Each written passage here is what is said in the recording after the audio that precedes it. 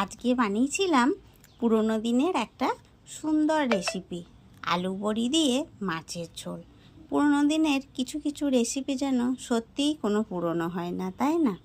তো বাজার থেকে আজকে টাটকা রুই মাছ এনেছিল, সেখান থেকে আমি কয়েক পিস নিয়ে নিয়েছি। এবার প্রথমে মাছগুলোকে আমি লবণ হলুদ মাখিয়ে নিলাম। লবণ হলুদ মাখিয়ে কিছুক্ষণ রেখে দেবো, তারপরে ভাজবো। তার আগে আমি এখানে কেটে নিচ্ছি হচ্ছে আলুটা।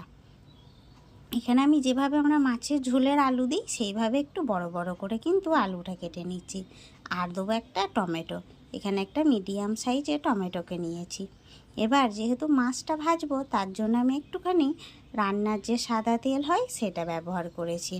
তা তেলটা দিয়ে মাছটাকে ভালো করে এপিট ওপিট করে লাল লাল করে ভেজে নেব। মাছ একটু ভাজা ভালো করে না হলে না মাছের ঝোলের না ঠিক টেস্ট আসে না। তো তারপরে মাছগুলো আমার সমস্ত ভাজা হয়ে গেছে। এবার আমি লবণ আর হলুদ দিয়ে আলুগুলোকেও ভেজে নেব ভালো করে লাল লাল করে।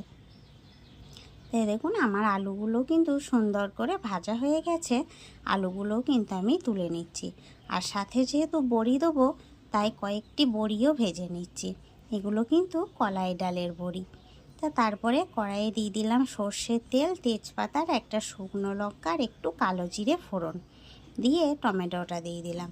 দিয়ে হালকা নাড়াচাড়া করতেই এবার দিয়ে দেবো আগে থাকতেই বেটে রাখা আদা আর লঙ্কা বাটা, সেটা দিয়েও কিছুক্ষণ কষিয়ে নেওয়ার পর এবার আমি একটুখানি গুঁড়ো মশলা ব্যবহার করব, যেমন হলুদ গুঁড়ো, লবণ, জিরে গুঁড়ো আর ধনে গুঁড়ো। ভালো করে একটু জল দিয়ে মিশিয়ে নিয়ে কড়াইয়ের মধ্যে দিয়ে দিলাম।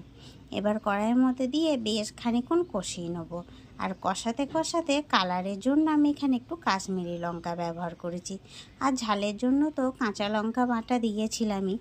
এবার ভালো করে কষানো হয়ে গেলে পরিমাণ মতন ঝোলের জল দিয়ে বড়িগুলো দিলাম, আর ওপর থেকে আরও 3টে মতন কাঁচা লঙ্কা চেরা দিয়ে দিলাম।